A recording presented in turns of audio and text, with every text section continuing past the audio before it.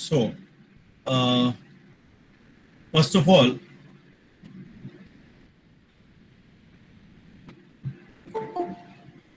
Rolle's theorem क्या है?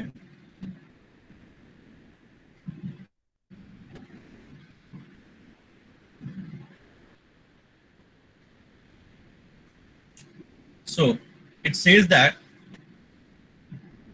if f of x is a real valued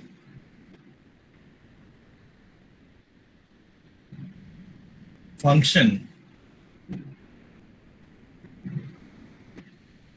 such that it satisfies three properties. पहला, f of x is continuous in the interval a comma b. दूसरा, f of x is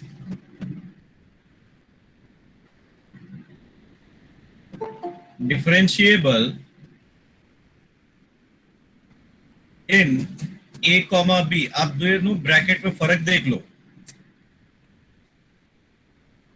पहला bracket क्या बोलता है? A and B inclusive है. दूसरा bracket क्या बोलता है? ए एंड बी एक्सक्लूसिव है. Okay. And f of a का value is equal to f of b. अगर ये तीन प्रॉपर्टी सेटिस्फाइड हो गया, then there exists x equal to c, एक ऐसा constant where c belongs to a comma b, then there exists at least one. यहां पे लिखना है at least one. Let's just rectify this.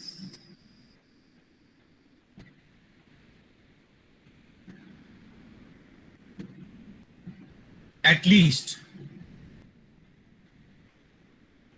one value x equal to c where c belongs to interval a comma b. a और b के बीच की कोई value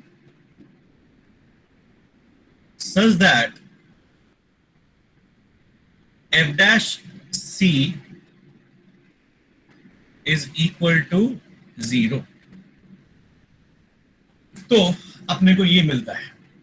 अब इसका ज्योमेट्रिकल मीनिंग अगर कोई समझाने के लिए बोले, how could I do that? Just consider करो कि ये आपका कोऑर्डिनेट सिस्टम है.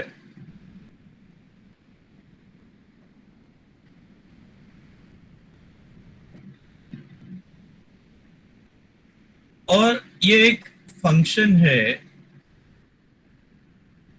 y is equal to f of x. ये फंक्शन आप देख सकते हो कंटिन्यूअस भी है और डिफरेंशिएबल भी रहेगा. अब सपोज ये जो पॉइंट है ये f ऑफ a ले लीजिए. अगर ये x इक्वल टू a है, सपोज ये पॉइंट है x इक्वल टू a, तो ये जो पॉइंट हो गया that is what x comma f of a. और ये जो पॉइंट है वो है, सॉरी x नहीं, a comma f of a. और लेट अस से ये पॉइंट है x इक्वल टू b, तो ये कोऑर्डिनेट रहेगा b comma f of a. अब अगर ये दोनों सेम लेवल पे है, एज्यूम करो f of a is equal to f of b, तो ये जो ab कॉर्ड ab है, ठीक है, तो slope of chord AB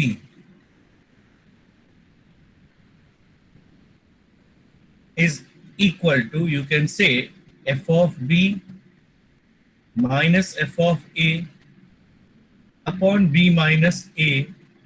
That means simply 0. क्यों? f of a is equal to f of b.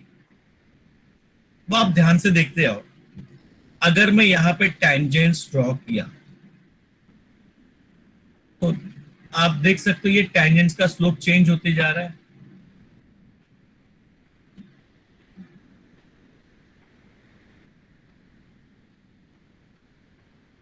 Tangent का स्लोप स्टार्टिंग में ज्यादा था, कम होते होते 0 होएगा और फिर नेगेटिव होएगा.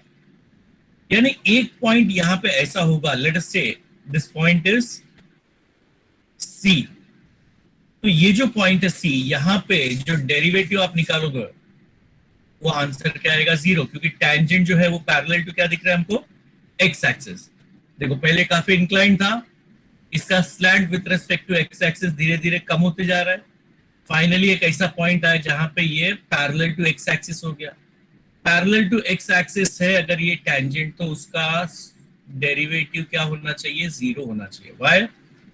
Derivative represents the slope of tangent. ध्यान से देखो, इधर अगर मैं पॉइंट ए पे ड्रॉ करूं तो उसका स्लोप कुछ और रहेगा, आगे ड्रॉ किया तो उसका स्लोप थोड़ा कम हो जाएगा. Slope goes on decreasing. Finally point C पे पहुंचा, स्लोप बिकम्स 0. उसके आगे गए, स्लोप बिकम्स नेगेटिव. राइट.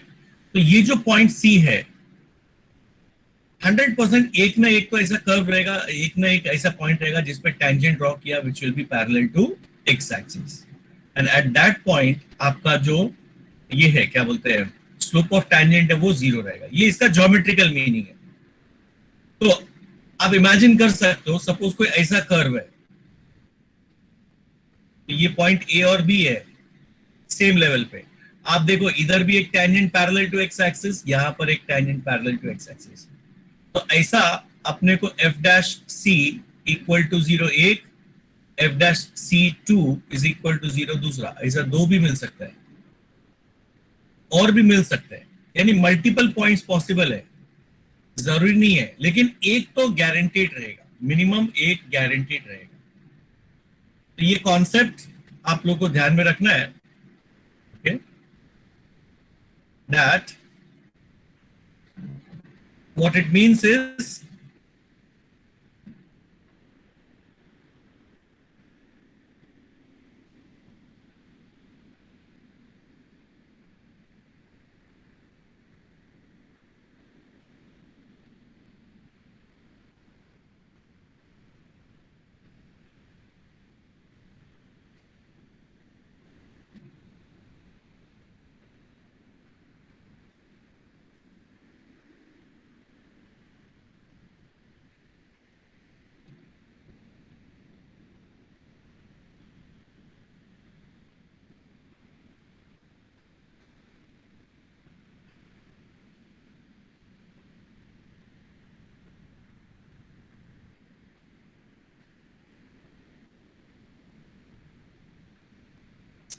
ये हो गया रोल्स थ्योरम. इसके ऊपर दो टाइप के क्वेश्चन बेसिकली आपको आते हैं. तो लेट्स सी. फिर उसके बाद एलएमवीटी भी कुछ ऐसे ही एग्जैक्टली. रोल्स थ्योरम का अगर मैं क्वेश्चन देखूं तो चेक द वैलिडिटी कि whether Rolle's theorem is applicable और नॉट. वेरीफाई बोला तो लास्ट तक जाना है, सी ढूंढना है. तो मैं एक ही क्वेश्चन कर रहा हूं. क्वेश्चन नंबर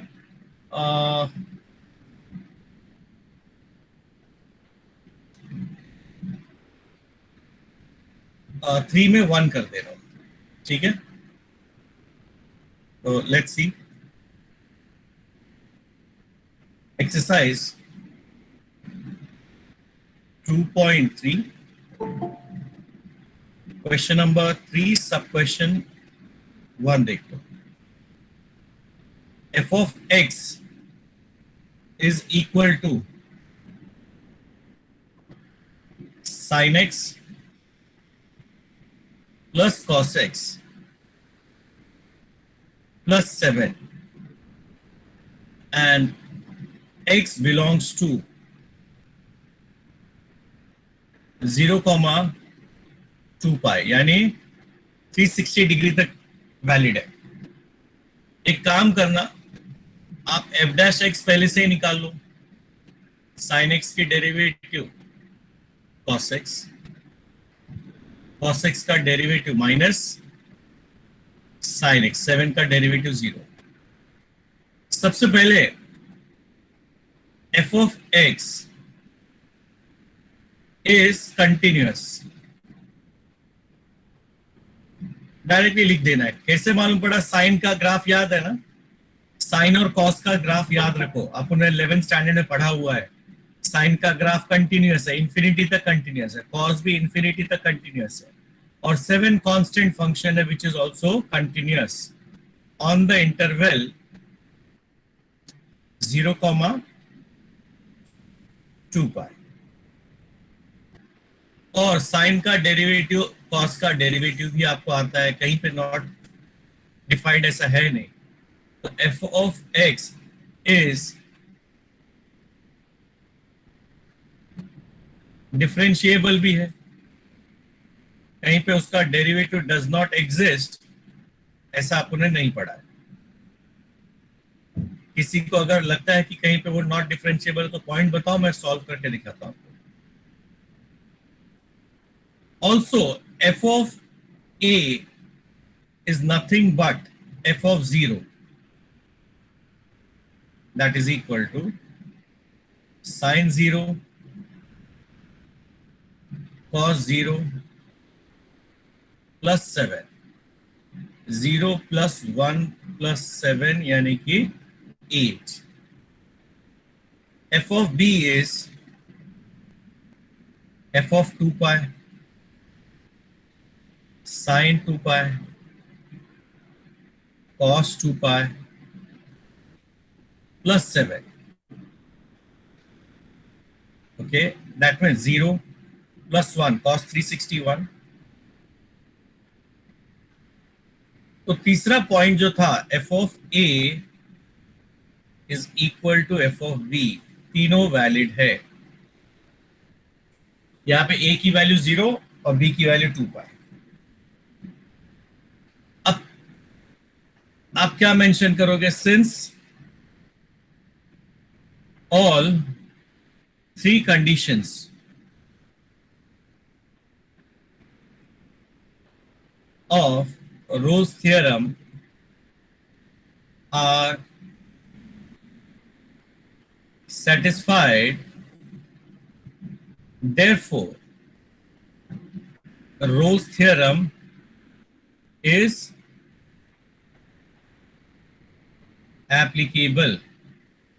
तो आपको क्या याद रखना है कि रोल्स थ्योरम एप्लीकेबल है या नहीं। अगर ये पूछा, बहुत सिंपल है, क्या करो, पहले कंटिन्यूटी चेक करो।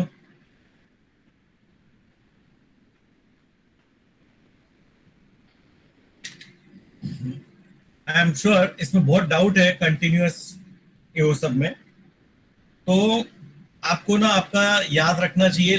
11th में मैंने बहुत सारा वो 20-21 फंक्शन लिखवा के दिया था। अगर आपको ध्यान में हो, 11th का जब कंटिन्यूटी टॉपिक किए थे तो 20-21 फंक्शन मैंने बता के दिया था, उनका डोमेन, उनका रेंज बता के दिया था ज्यादातर। और अपने डोमेन में ज्यादातर फंक्शन कंटिन्यूअस ही होता है। Every function is continuous on its domain. सिर्फ 2 का लफड़ा मैंने बताया था, अगर आपको याद हो, एक greatest integer but not greater than x, और एक उसी से रिलेटेड फंक्शन था, उसका नाम मैं हर साल भूल जाता हूं, फिर से भूल गया। ठीक है, अगर किसी को याद हो तो यू कैन रिमाइंड मी। ठीक है, तो वो 2 फंक्शन का प्रॉब्लम था, बाकी सब फंक्शन अपने डोमेन में कंटिन्यूअस रहता है। You are expected to remember that part. Okay, चलिए अभी कंटिन्यूअस डायरेक्टली देखो, हमने कोई प्रूफ नहीं किया, कुछ नहीं, डायरेक्टली लिखा है by based on our knowledge. Differentiability भी हमको अपने नॉलेज के बेसिस पे लिखना है। ओके, देन ये आपको कैलकुलेट करना है। दोनों इक्वल आया, तीनों condition satisfied, Rolle's theorem applicable. अगर क्वेश्चन नंबर 1 आप देख लो, whether Rolle theorem is applicable और नॉट, वैलिडिटी है मतलब वैलिड है कि नहीं, तो खाली इतना ही करना है, रोल्स थ्योरम इज वैलिड। हाँ, अगर वेरीफाई बोला, जैसे कि अभी थर्ड क्वेश्चन बोला, तो एक स्टेप और करना है, find F dash C. Okay, now let's C belongs to 0 comma 2 pi such that f dash C must be equal to 0. That means sin C, cos C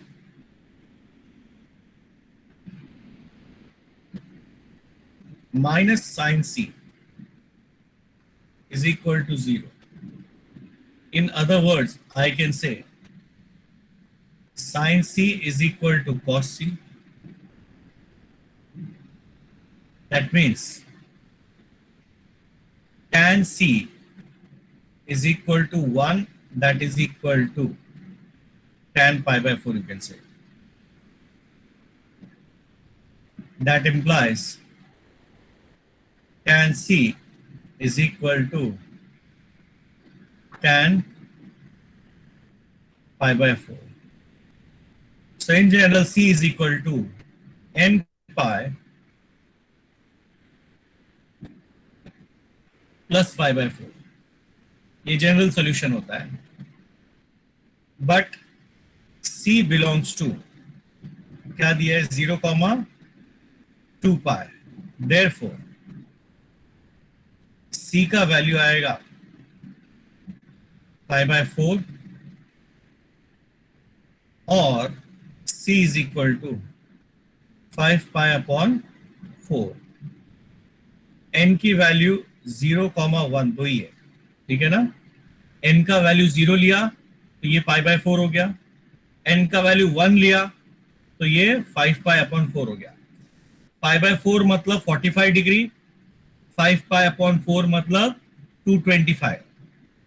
आप रेस्ट्रिक्शन देख लो, 0 से 360 के बीच में होना चाहिए, तो हमको 0 से 360 के बीच में सिर्फ 2 ही आंसर मिलेगा।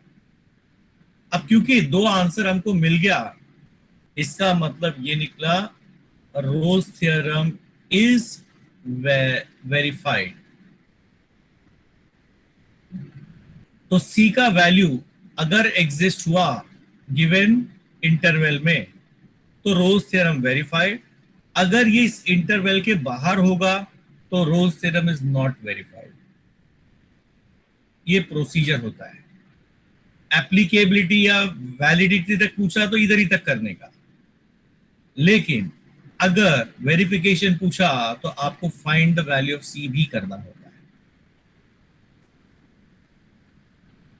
अभी क्वेश्चन नंबर 2 एक दिया है जिसमें find the value of A and B पूछा है। मैं एक वो भी आपको बता देता, how to find such values.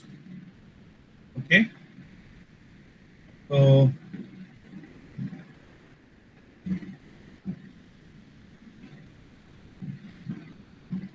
let's see question number 2.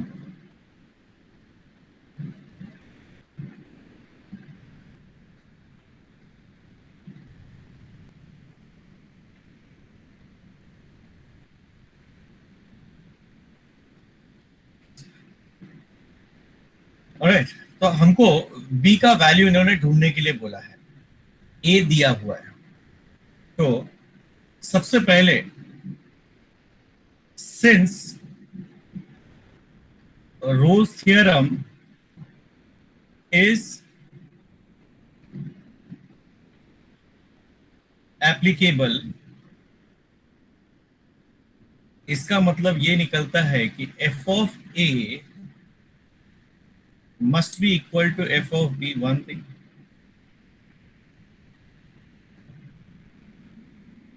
f of A बोलेंगे तो A raise to 4 function x raise to 4 है, plus A square minus 2 that is equal to B raise to 4 plus B square minus 2। ध्यान से देखना, ए raise to 4 की value, ए कितना minus दिया है, 1 रेज टू 4 -1 स्क्वायर, ये -2 कट,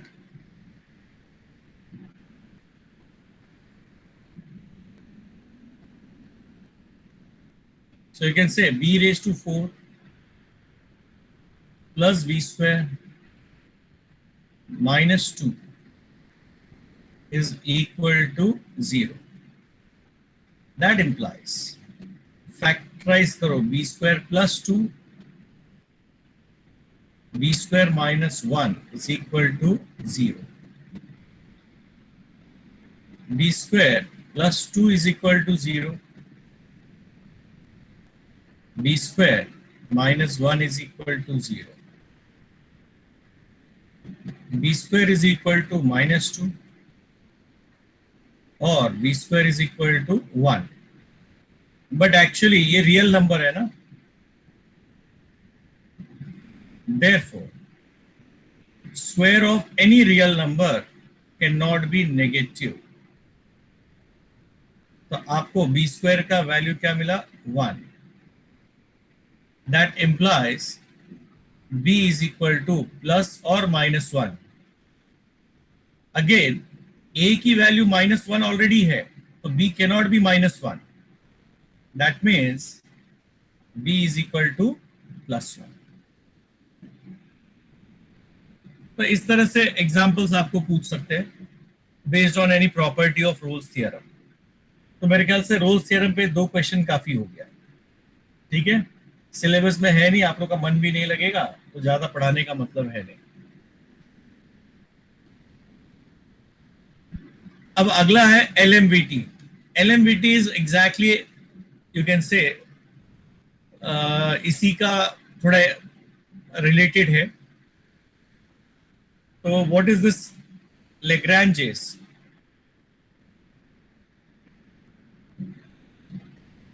मीन वैल्यू थियरम.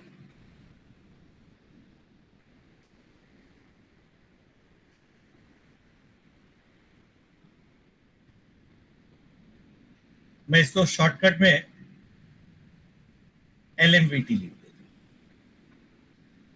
अब ये क्या बोलता है कि if y is equal to f of x is a real valued function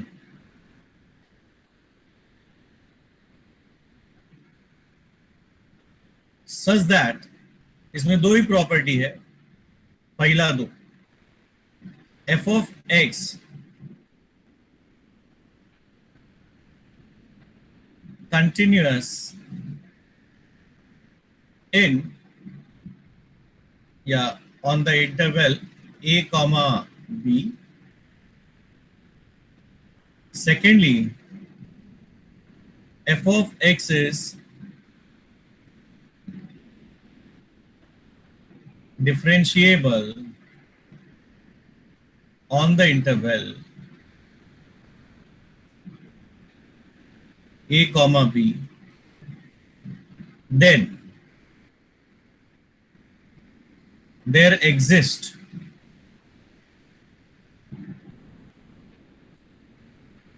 at least one x equal to c where c belongs to a comma b such that f dash c is equal to f of b minus f of a upon b minus A. Graphically अगर मैं आपको बताने जाऊं तो आप ध्यान से देख लो जरा. okay? इधर देखो, अगर आपके पास एक कर्व है,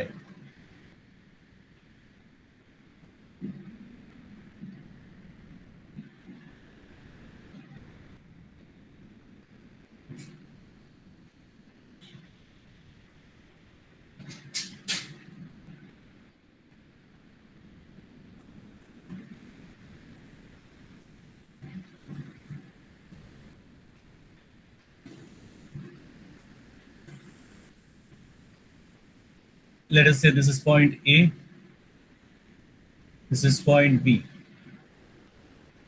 ये हो गया A comma F of A, और ये पॉइंट है B comma F of B. अब मेरे को बताओ, इसके ऊपर कहीं ना कहीं एक टैंजेंट तो ऐसा होगा,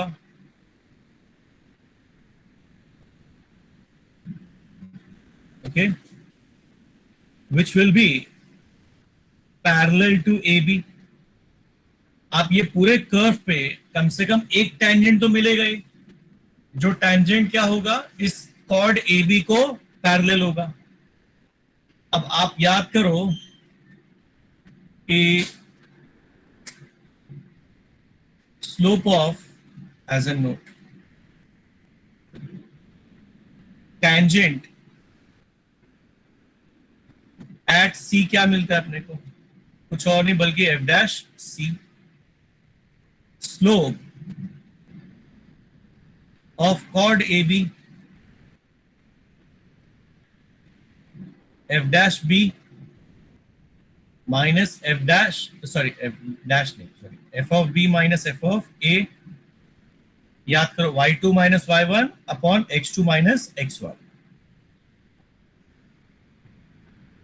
और क्योंकि ये पैरेलल है, okay, since tangent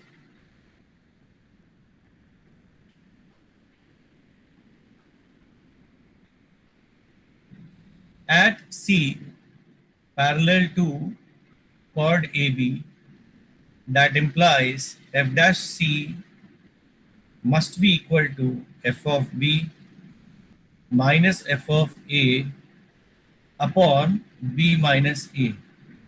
अगर ये साइन कॉस फंक्शन जैसा हो तो उसमें कई टैंजेंट्स मिल सकते हैं, ठीक है ना डियर.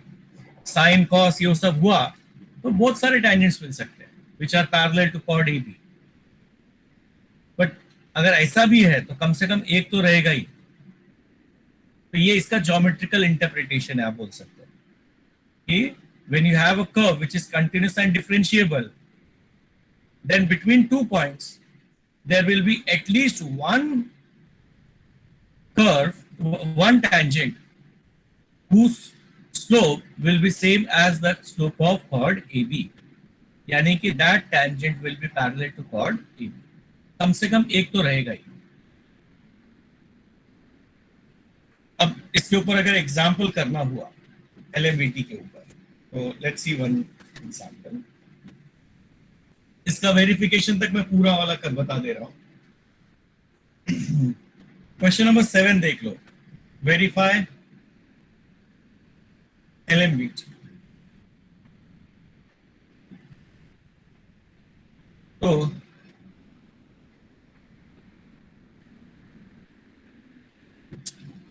क्वेश्चन नंबर 5 मैं सीधा 7th का 5वां क्वेश्चन कर रहा हूं. एक्सरसाइज 2.3. देखो f ऑफ x दिया है,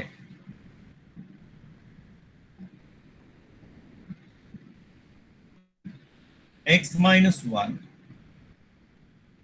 upon x minus 3 for on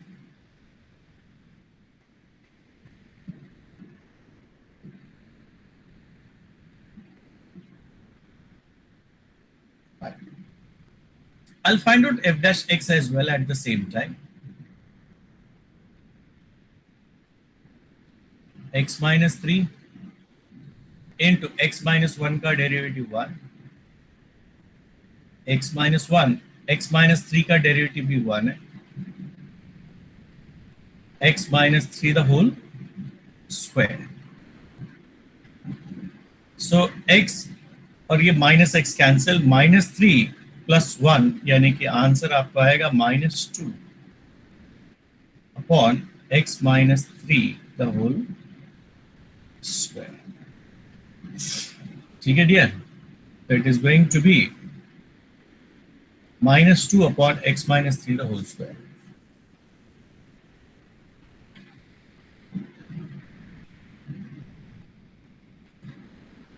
अभी अगर मैं ये दोनों की बात करूं, ये भी does not exist if x equal to 3, ये भी does not exist if x equal to 3, लेकिन x की वैल्यू क्या है 4 और 5 के बीच में ना, 3 पॉसिबल है क्या यहाँ पे? No sir. No sir. 3 possible नहीं है, तो मतलब ये डज नॉट एग्जिस्ट हो ही नहीं सकता। रैशनल फंक्शन सिर्फ और सिर्फ उसी जगह पे डिसकंटिन्यूअस होता है जहां पे उसका डिनोमिनेटर 0 हो जाए। तो ये डिसकंटिन्यूअस 3 पे है, लेकिन 3 हमारे इंटरवल में नहीं है, तो हमको उसका टेंशन लेना ही नहीं। उसी तरह ये भी does not exist, derivative does not exist किस पे होगा? 3 पे होगा। लेकिन again since 3 is not there in our interval, we are not worried about it. तो मेरा स्टेटमेंट क्या आएगा? f of x is continuous everywhere on the domain, sorry, interval 4, 5।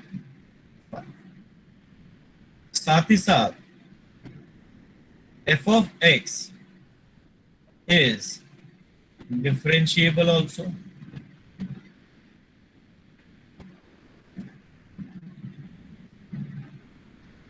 on 4, 5। LMBT में दो ही कंडीशन है, दोनों satisfied. Since both conditions of LMVT are satisfied, therefore I can say LMVT is applicable। तो दोनों कंडीशन सेटिस्फाइड है, इसका मतलब LMVT applicable है। अगर एप्लीकेबिलिटी पूछा या वैलिडिटी पूछा तो बस यहीं तक करना। लेकिन अगर वेरीफाई करने बोला तो अपने को आगे भी करना है। वेरीफाई करने का मतलब होता है कि let's x equal to c, where c belongs to 4, 5, such that f dash c will be equal to f of b minus f of a upon b minus a। Now what is b and what is a, वो अपने को ढूंढना पड़ेगा। देखो ये आपका a है और ये आपका b है। अब अगर मैं f dash c की बात करूं तो f dash c इसके अंदर डाल दो, -2 upon c minus 3 the whole square is equal to f of 5 f of 4 upon 5 minus 4, f of b minus f of a, -2 upon c minus 3 the whole square, f of 5 minus 1 4 upon 5 minus 3 2, 4 minus 1 3, 4 minus 3 1 upon 1 आया। 4/2 होता है 2 और -3 यानी कि -1 होता है। तो calculation further किए तो आपको मिलेगा -2 upon c minus 3 the whole square is equal to -1, or I can say c minus 3 the whole square is equal to plus 2, c minus 3 is equal to root 2. मैंने दो possibility, plus minus root 2. That means c is equal to 3 plus root 2 और c is equal to 3 minus root 2. 3 plus root two मतलब 1.4 समझ लो, यानी कि ये हो गया 4.4 और ये 4.4 तो इसमें है, बट ये 3 माइनस रूट 2, 3 में से 1.4 माइनस किया तो 1.6 आता है. 1.6 ये 4,5 में है क्या? नहीं ना. बट c बिलोंग्स टू क्या दिया अपने को? 4,5. That implies c is equal to, ये आंसर गलत है, ये आउट ऑफ रेंज है, अपने को नहीं चाहिए. तो एक तो वैल्यू मिल गया ना, c is equal to 3 plus root 2. Therefore, I can now say LMVT is verified. एक वैल्यू एग्जिस्ट होता ही है, कम से कम एक तो मिलेगा ही, ज्यादा भी मिल सकता है. ठीक है डियर, तो आप देख लो जैसा आपने वो प्रीवियस वाला किया था वैसे ही है, थोड़ा सा डिफरेंस, थोड़ा सा डिफरेंसेस है. ऑलराइट, तो ये आप लोग के सिलेबस में इस साल नहीं है, बट याद रखना, you people will have to remember this for, क्या बोलते हैं उसको, इसके लिए याद रखना पड़ेगा आपको. हाँ, आपका सीईटी या जेई अगर आप देंगे एंट्रेंस के लिए. चलिए, तो लेट्स मूव अहेड. किसी को कुछ पूछना है इसमें? सर राइट हैंड साइड का वापस से समझाओ ना. कौन सा? राइट साइड वाला. ये इधर का, ये वाला आप बोल रहे हो, ठीक है. हाँ सर. इधर देखो, f dash C is equal to f of B minus f of A upon B minus A, ये तो अपने को एलएमवीटी में दिया है. अब एफ डैश एक्स क्या है ये, तो एफ डैश सी क्या होगा, इसमें एक्स की जगह सी लिखना है. तो ये देखो एलएचएस मिल गया आपको. आरएचएस में एफ ऑफ एक्स की वैल्यू ये बी और ये ए, तो F of 5 minus f of 4 upon 5 minus 4. नीचे तो प्रॉब्लम नहीं. ये 4/2 कैसे मिला, तो इधर देखो 5 माइनस 1 कितना, 4 लिखा है. 5 माइनस 3 कितना, 2 देखो लिखा है, माइनस ऑफ. अब 4 डाला, 4 माइनस 1 कितना, 3 और 4 माइनस 3 कितना, 1. ठीक है, ये 4/2 2 होता है और 3/1 3 होता है. 2 में से 3 गया तो क्या बचेगा, -1. ये एज इट इज कॉपी किया, क्रॉस मल्टीप्लाई किया, माइनस माइनस कट, तो c minus 3 the whole square कितना आएगा, 2. स्क्वायर रूट लिया, plus minus 2 plus minus root 2 मिला.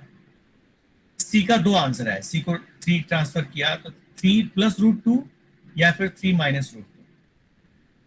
अब अगर आप ध्यान से देखो तो ये 3 प्लस रूट 2 जो है ये असल में 4.4 होता है, विच बिलोंग्स टू 4,5. लेकिन 3 माइनस रूट 2 की बात करो आप, तो दैट इज इक्वल टू 1.6. तो ये 1.6 ये 4 और 5 के बीच में नहीं आता है, इसके लिए मैंने ये 3 माइनस रूट 2 को इग्नोर कर दिया, सिर्फ c की वैल्यू 3 प्लस रूट 2 दिया, विच इज बिलोंगिंग टू 4,5. और क्योंकि 4,5 में एक वैल्यू ऐसा मिला जहां पे ये कंडीशन सेटिस्फाई हो रहा है, इसका मतलब एलएमवीटी का वेरिफिकेशन हो गया. अभी समझा इसमें मैंने एक इग्नोर क्यों किया, एक क्यों लिया, ये आपको पता होना चाहिए.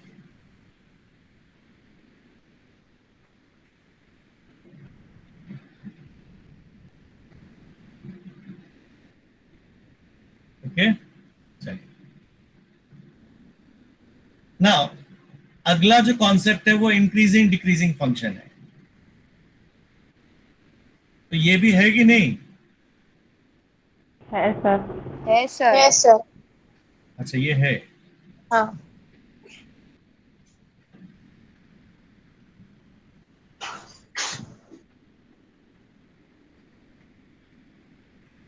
फंक्शन खाली मतलब दो ही एक्सरसाइज एलिमिनेट किया है ना इसमें।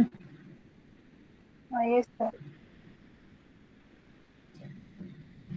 अब अगर अपन इंक्रीजिंग और डिक्रीजिंग फंक्शन की बात करें, बड़ा सिंपल सा आइडिया है। ओके, तो एक फंक्शन कब इंक्रीजिंग होगा, एक फंक्शन कब डिक्रीजिंग होगा, लेट अस सी।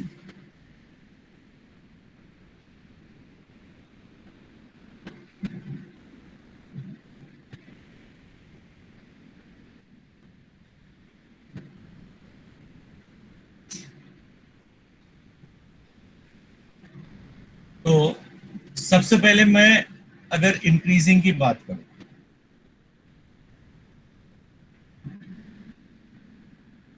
इंक्रीजिंग फंक्शन, तो अगर एक इंक्रीजिंग फंक्शन का आप ग्राफ बनाते हो,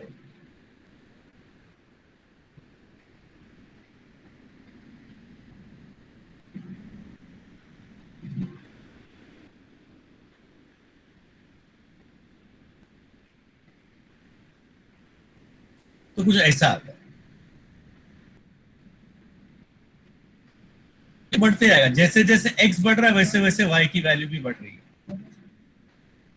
है ना। अभी सपोज ये x1 comma F of x1 है, बरोबर, और यहां पे एक पॉइंट है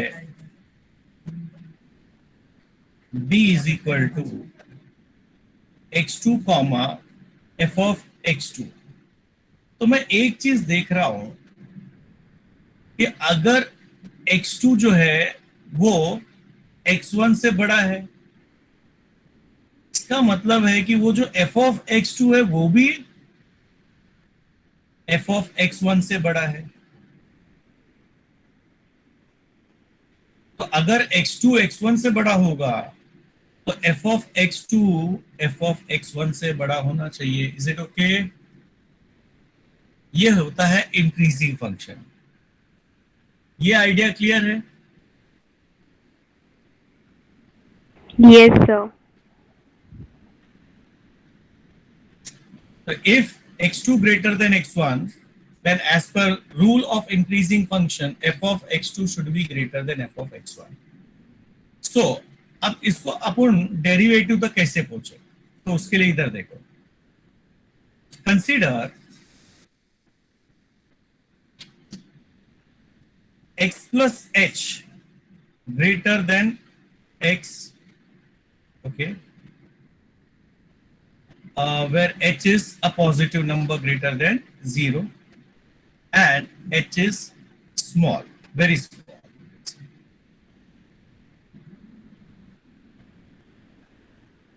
So for increasing function, I am very much sure f of x plus h greater than f of x होना चाहिए,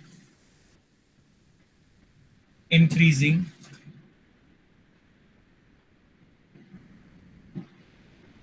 That implies f of x plus h minus f of x should be greater than 0.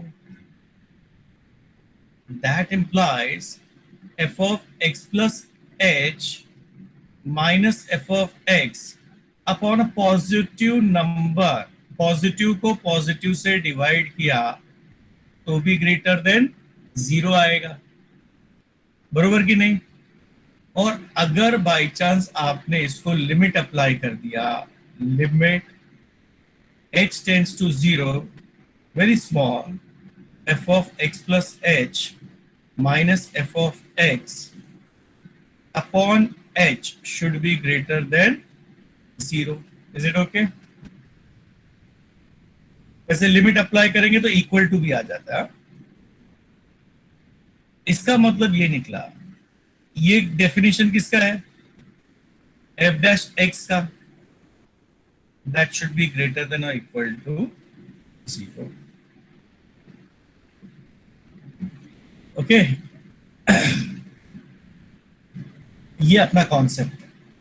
तो आप देख लो, अगर कोई भी increasing function हुआ तो उसके लिए एफ डैश एक्स की वैल्यू क्या आएगी, greater than equal to 0, positive आएगा। उसी तरह अगर मेरे को डिक्रीजिंग का बताना है तो आंसर क्या आएगा, लेस देन इक्वल टू 0। सो मैं डिक्रीजिंग का नहीं बता रहा हूं, खाली इंक्रीजिंग का बता दिया। Decreasing I hope you can understand. Alright, so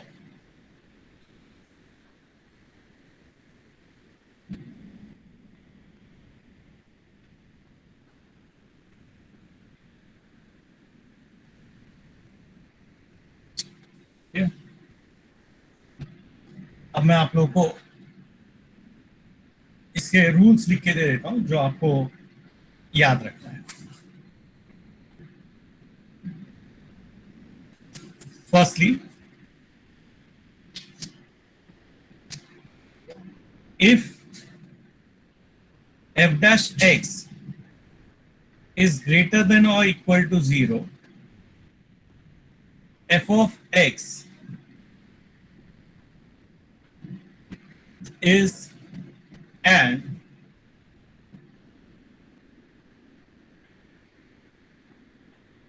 increasing function. Second, if suppose f dash a is greater than 0, okay, then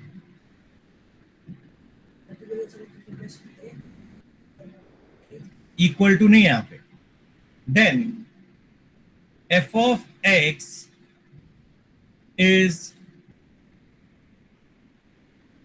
strictly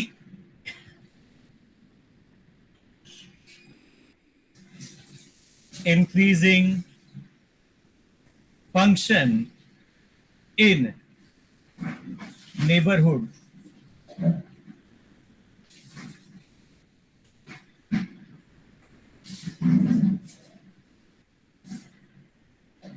of a, a small neighborhood। मतलब वो जो इंटरवल रहेगा a minus delta a plus delta, उसमें ये क्या रहेगा, strictly increasing. कोई बच्चा ये इंक्रीजिंग और स्ट्रिक्टली इंक्रीजिंग में फर्क बता सकता है क्या?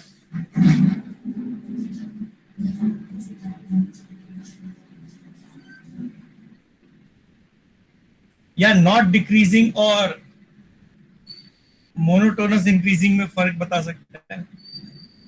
वर्ड बड़े कंफ्यूज करने वाले हैं। जरा इधर देखो, अभी ये जो फंक्शन है ये कांस्टेंट भी इंक्रीज भी हो रहा है। जहां पे कांस्टेंट है वहां पे एफ डैश एक्स की वैल्यू क्या आएगी, 0, और जहां इंक्रीज हो रहा है वहां पे एफ ऑफ एक्स की वैल्यू क्या आएगी, ग्रेटर देन 0। तो ये फंक्शन क्या हो गया, इंक्रीजिंग है, डिक्रीज नहीं हो रहा है। या तो स्टेबल है या तो बढ़ रहा है। लेकिन स्ट्रिक्टली इंक्रीजिंग बोलेंगे तो फंक्शन स्टेबल नहीं होगा, वो सिर्फ और सिर्फ इंक्रीज होगा।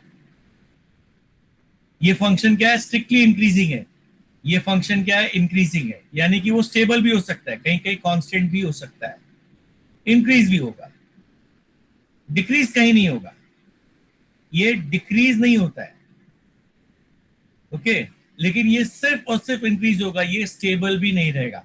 तो जो कांस्टेंट नहीं हो सकता है उसको हम क्या बोलते हैं, strictly increasing. I hope you understand the difference between strictly increasing and increasing. ठीक है डियर, ये स्ट्रिक्टली इंक्रीजिंग और इंक्रीजिंग का फर्क समझा?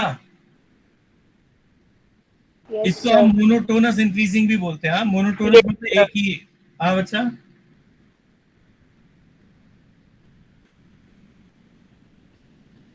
किसी को कुछ पूछना है यहाँ पे?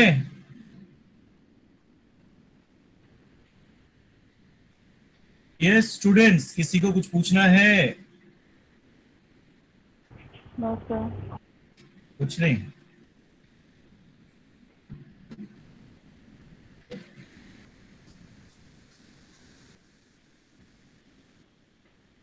ठीक है, तो ये फर्क याद रखना। स्ट्रिक्टली इंक्रीजिंग का मतलब कि it will be purely increasing function, वो कांस्टेंट नहीं होगा, डिक्रीजिंग तो सवाल ही नहीं उठता है।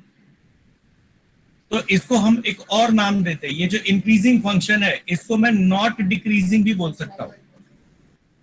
इंक्रीजिंग को क्या, नॉट डिक्रीजिंग, यानी कि कांस्टेंट और इंक्रीजिंग बट नॉट डिक्रीजिंग।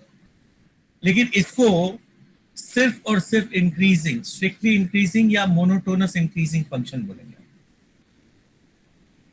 उसी तरीके से अगर आपका f dash x is less than or equal to 0 implies f of x is a decreasing function.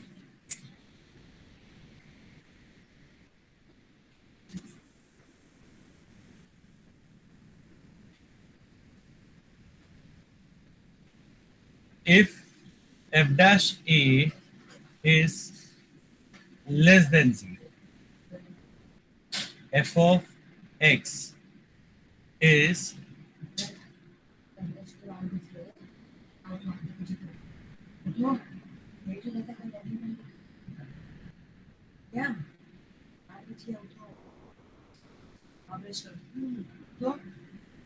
चलो ब्रश करो वही प्रगति नहाने में वो 8 बजे क्या करना, एग्जाम नहीं देना है तो 8 बजे ना अच्छे चलो।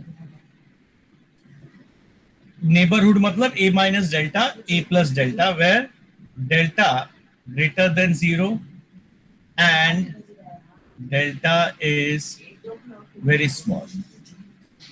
ठीक है, वो देखो नेबरहुड जो बोला था ना उसका मतलब ये भी होता है कि a से थोड़ा लेफ्ट में थोड़ा राइट में वो क्या रहेगा, स्ट्रिक्टली डिक्रीजिंग। ऑलराइट, चलिए अभी लेट्स सी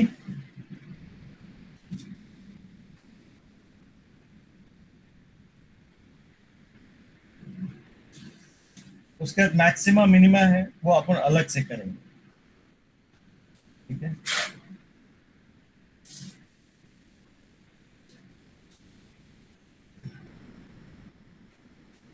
तो क्या सिलेबस चेंज करना बोलते हैं। ये ना लास्ट ईयर भी एग्जैक्टली सेम था, खाली क्या किया एक्सरसाइज मर्ज करके नया बना दिया। That's all.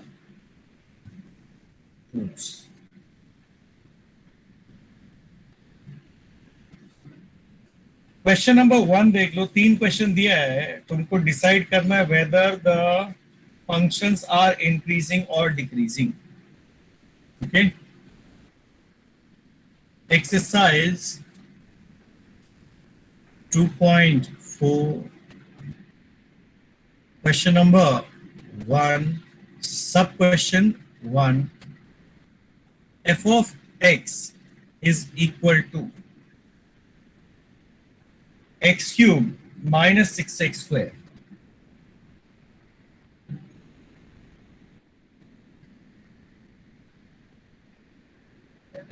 plus 12x minus 16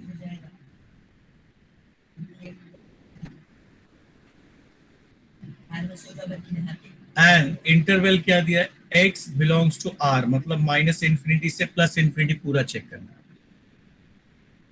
now this implies, सबसे पहले आप क्या करो, find out f dash x।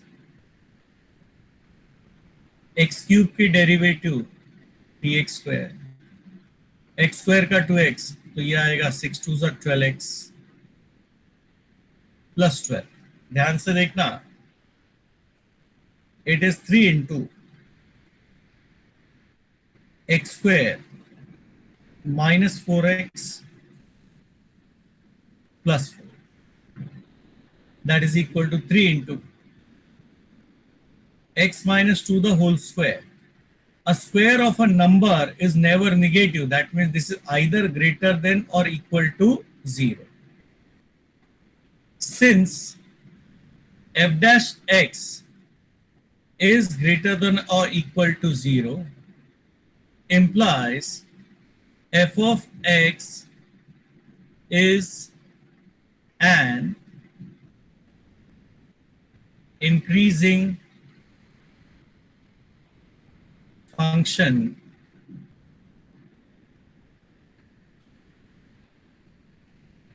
for x belongs to r, यानी कि इंफिनिट माइनस इंफिनिटी से प्लस इंफिनिटी पे ये कहीं डिक्रीज नहीं होगा, कांस्टेंट हो सकता है, ठीक है ना, क्योंकि इसमें इक्वल टू भी जीरो पॉसिबल है, कांस्टेंट हो सकता है, but it will never be decreasing. This is an ever increasing function, right. I hope so. इसमें डाउट नहीं है ना किसी को? No, sir. Question number 2 will be a decreasing function and I expect the students to solve it by themselves. नहीं रहेगा. चलो मैं करता हूं. Question number 2 थोड़ा गड़बड़ है.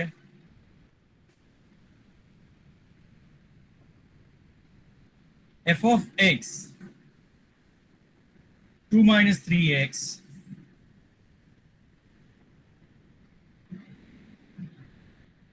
plus 3x square minus x cube plus 3x square minus x cube for x belongs to r. नहीं हो जाएगा ये. x minus 1 the whole square.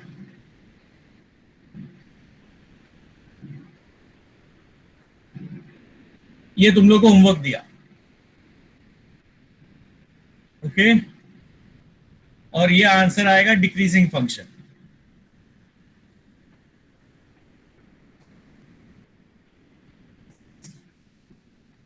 f of x is equal to x minus 1 upon x, x minus 1 upon x, x belongs to r not equals to 0. तो x minus infinity से plus infinity हर एक value है, सिर्फ zero भूल जाओ. Zero is not there in the domain.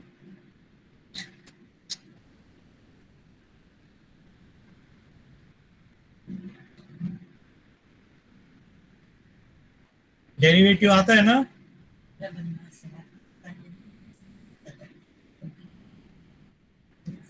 तो what is f dash x?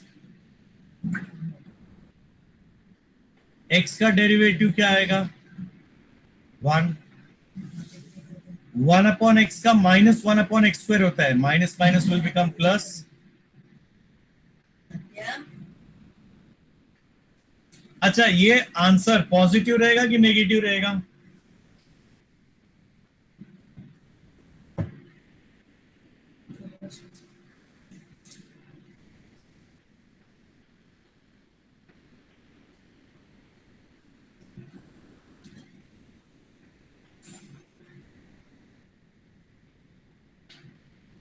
क्या लिखूं? ग्रेटर देन और इक्वल टू 0 या फिर लेस देन और इक्वल टू 0?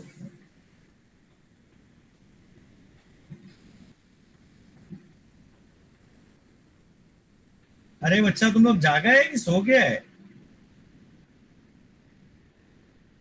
Greater than. क्या लिखूं? Greater than equal to 0. Positive रहेगा. हाँ. ऑलवेज पॉजिटिव रहेगा. That implies f of x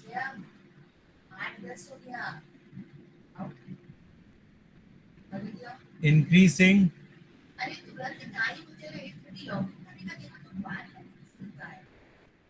for x belongs to r and x not equal to 0. वैसे एक चीज और ध्यान से देख लो, ये इक्वल टू 0 भी नहीं हो सकता अगर देखा जाए तो. That means ये strictly increasing function. This function is what? A strictly increasing function. Are you getting the idea? Q is 0 क्यों नहीं हो सकता है? 1 plus a positive number will always be what? Greater than 1. That means it's never going to become 0.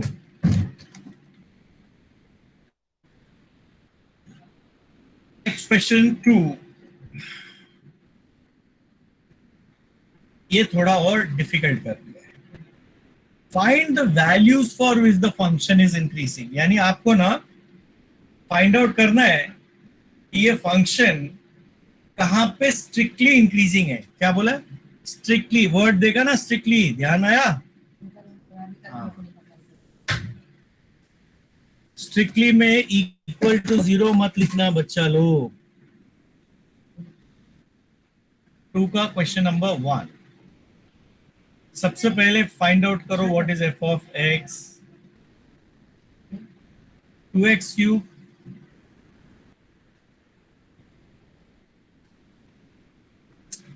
Minus 3x square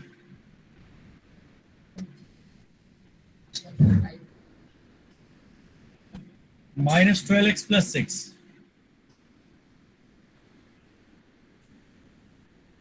Find out the derivative.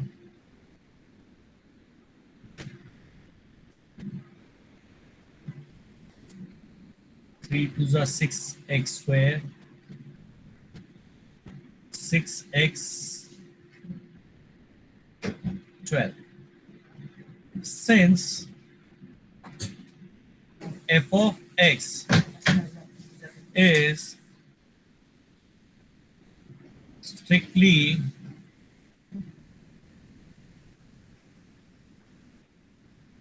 increasing, इसका मतलब है f dash x should be greater than 0, equal to मत डालना। अगर खाली increasing लिखता तो अपन equal to भी डाल देते थे। तो 6x square, sorry, minus 6x minus 12 greater than 0, 6 common है, कट जाएगा। x square minus x minus 2 greater than 0। वैसे मेरे पास 2 मेथड है, बट आई वुड प्रेफर कि टेक्स्ट बुक में जो मेथड दिया मैं वही फॉलो करूं। तो कोई इंक्रीजिंग डिक्रीजिंग फंक्शन में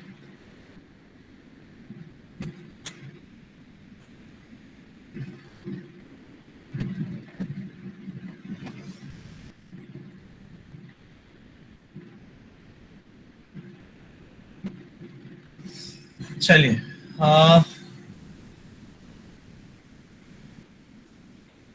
इसका फैक्टर निकालो। इसके फैक्टर है x minus 2 x plus 1. x minus 2,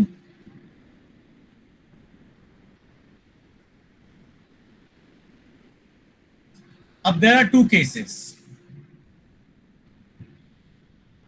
Case 1, x minus 2 be positive and x plus 1 भी पॉजिटिव। समझाना बच्चा लोग?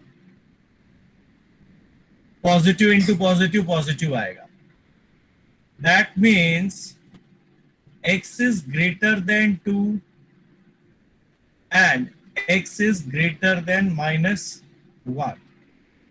ये दोनों का कॉमन सोल्यूशन क्या है?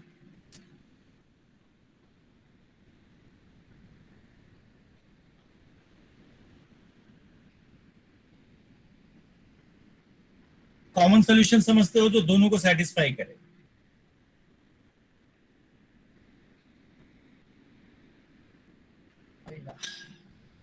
x is greater than 2 to infinity. हाँ, x is greater than 2। ध्यान से देखो कॉमन सोल्यूशन कैसे निकालने का। सपोज ये आपका नंबर लाइन है, बरोबर। चलो ये अपन ले लेते 0, ये 1, ये 2, ये 3, करेक्ट, और ये -1, ये -2 एंड सो ऑन। अब x ग्रेटर देन 2 मतलब ये अब उन कलर चेंज करने का है तो पॉइंटर ऑप्शन इन कलर।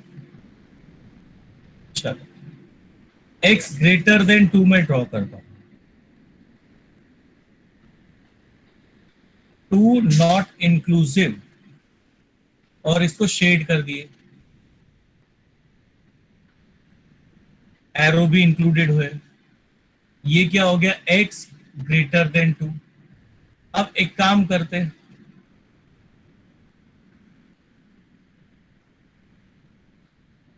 एक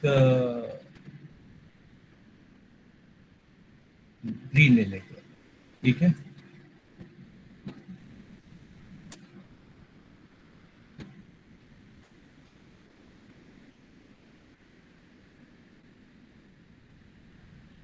कलर नहीं चेंज हुआ। x ग्रेटर देन -1, ग्रेटर का मतलब राइट में जाने का।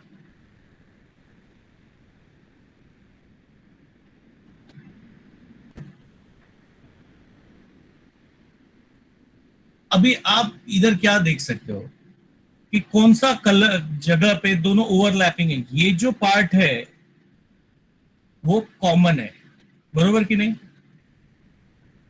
इसका मतलब x greater than 2 is the common solution. Okay, so what you will say,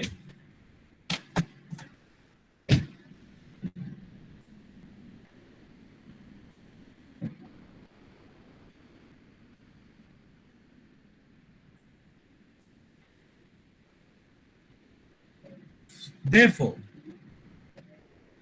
for every x greater than 2, f of x is monotonically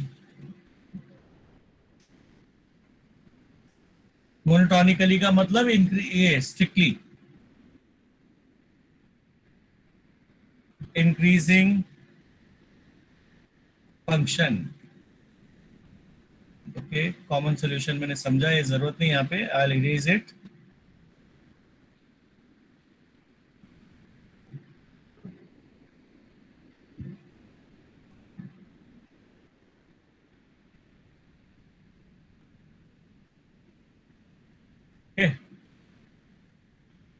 ये हो गया अपना फर्स्ट वन। अब आ जाओ केस 2।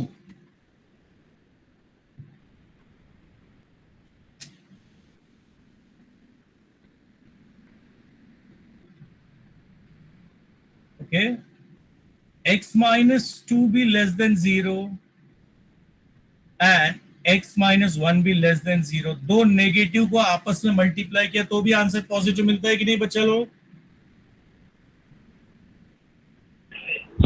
Yes, sir. हाँ, तो इसका मतलब ये निकलता है कि x less than 2 and x less than -1। Therefore, for every x less than -1, common solution ये है। जैसे मैंने बताया नंबर लाइन से वैसे आप कर सकते हो। वैसे एक शॉर्टकट भी बताता हूं आपको। Every x less than -1, f of x is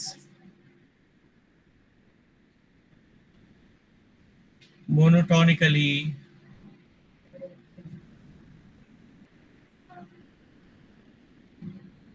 decreasing function. So from 1 and 2, case 1 and 2, f of x is strictly increasing for x greater than 2 or x less than -1. That is, in other words, okay, less than -1 का मतलब -1 infinity से लेकर -1 union 2 से greater का मतलब 2, infinity. तो ये जो इंटरवल है इसमें फंक्शन क्या है? स्ट्रिक्टली इंक्रीजिंग या मोनोटोनिकली इंक्रीजिंग। अभी यहां पे ध्यान से देखो, अगर ग्रेटर और ग्रेटर दिया है तो मुझे कॉमन सॉल्यूशन बड़े नंबर पे मिलता है। तो 2 और -1 में बड़ा नंबर क्या है? 2। और अगर लेस देन सिंबल है तो common solution will be what? The smaller number. बहुत सिंपल सा रीजन है, लॉजिक है। अगर ग्रेटर देन है तो कॉमन सोल्यूशन कहां पे निकालोगे आप? बड़े नंबर को निकालोगे। और लेस देन है तो कॉमन सोल्यूशन क्या लोगे? The smaller number. ग्रेटर दोनों है, common solution greater number. Less than है, दोनों में common solution laser number. This is what I keep remembering, तो डाउट नहीं रहता है। आई होप कॉन्सेप्ट क्लियर हुआ। सबसे पहले एफ ऑफ एक्स दिया है, डेरिवेटिव निकाला, strictly increasing greater than symbol डाला, क्वाड्रेटिक मिला, फैक्टराइज किया, तो फैक्टर्स आ गए। अब इसको हमेशा दो केस में करने का। ग्रेटर देन 0 दिया है तो positive and positive, negative and negative. अगर बाय चांस डिक्रीजिंग दिया रहता, लेस देन 0 आता, तो एक पॉजिटिव एक नेगेटिव, फिर उधर उल्टा, ऐसा 2 बार अपने को करना पड़ेगा। तो आई थिंक 8:20 हो गया है। कुछ बच्चों का लेक्चर स्टार्ट होने वाला है, तो I will give them a 10 minutes break. तो आई थिंक अभी इतना ही करते हैं, फिर शाम को हम वापस से इधर से कंटिन्यू करें।